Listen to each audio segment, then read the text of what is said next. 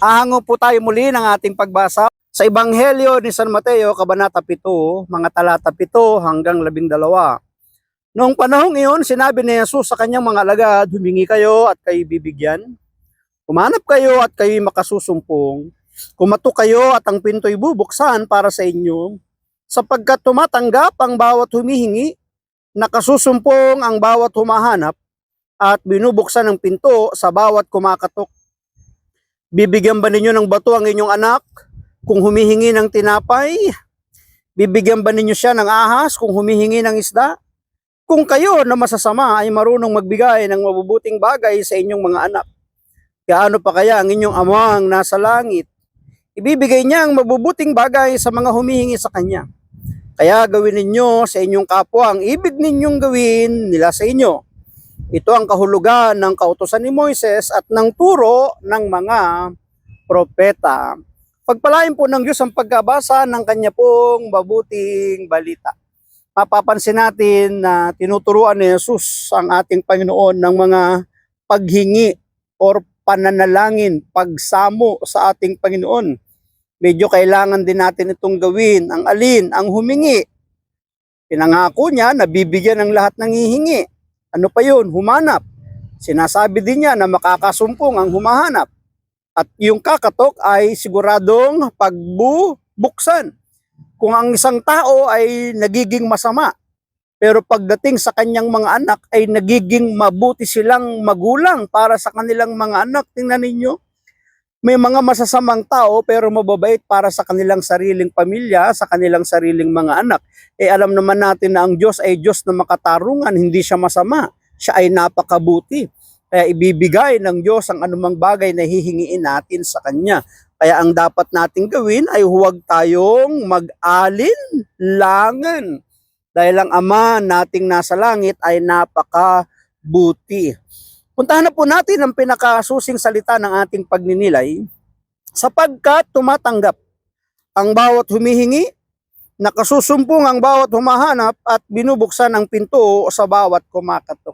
Maaaring ngayon pong oras na ito habang pinapanood mo ang video ito, may mga hinihingi ka sa Diyos na minsan napaka-imposible sa tao. Sa paningin ng tao, napaka-imposible. Pero sa Diyos ay walang imposible.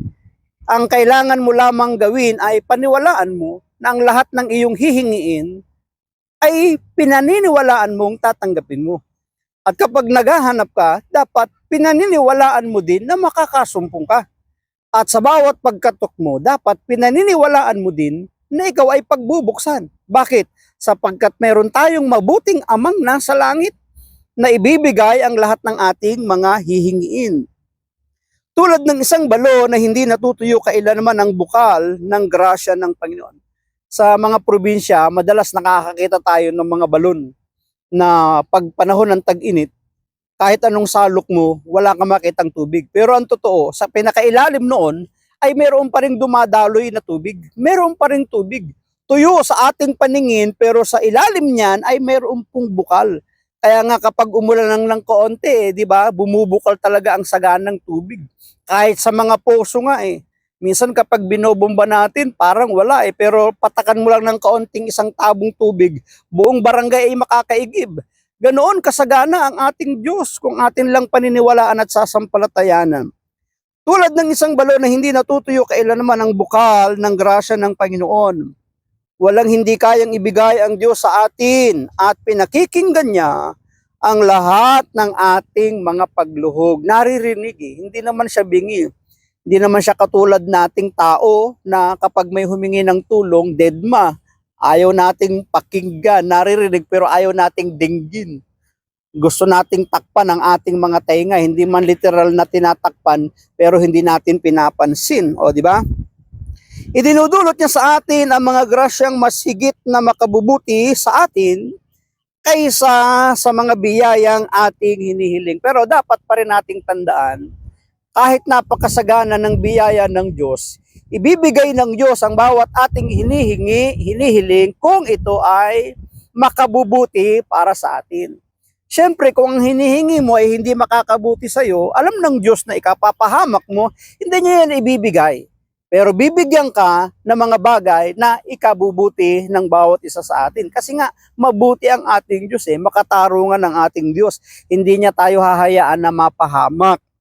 Walang patid ang kabutihan ng Diyos. Kinakailangan lamang na tayo ay magtiwala sa Kanya sapagkat higit niyang batid. Bilang Ama ang nararapat para sa atin. Totoo yun Ikaw man, magulang, mihingi ng isang bagay ang anak mo na alam mong ikapapahamak niya. Ito ang magiging dahilan para siya'y masaktan. Ito ang magiging dahilan para siya'y hindi mapabuti. Hindi mo na ito ibibigay. Iba na lang ibibigay mo. At least mapapabuti siya. O di ba ganun din ang ating Diyos.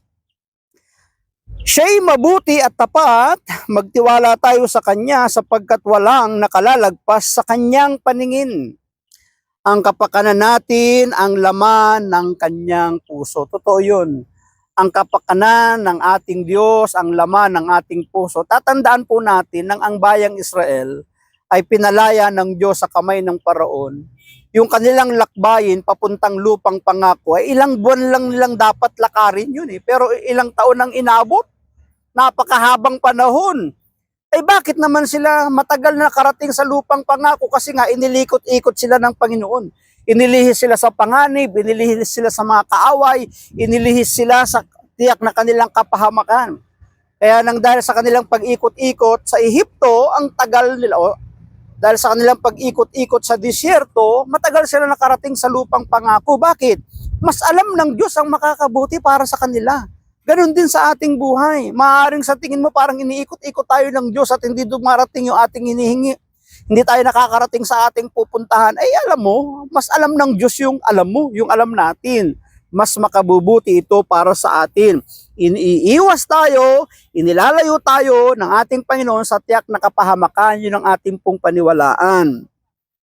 Isabuhay natin ang pagtitiwala sa makaamang pagkilos ng Diyos sa ating buhay sa pamamagitan ng pagpapaubaya sa Kanya ng ating alalahanin na hindi kayang tugunan ng ating sariling galing. Totoo yun. Pagkatiwala natin sa ating Diyos, siya yung ating Ama.